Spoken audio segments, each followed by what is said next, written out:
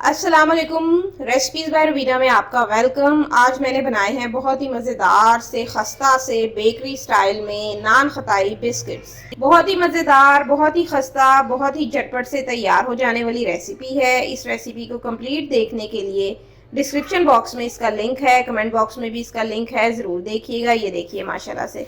अगर आपको मेरी ये नान खताई बिस्किट्स की रेसिपी अच्छी लगे तो इसे जल्दी से लाइक और शेयर भी कर दीजिए और मेरे चैनल रेसिपीज बाय रुबीना को लाजमी सब्सक्राइब कीजिएगा और बेल के आइकन पर भी लाजमी क्लिक कीजिएगा।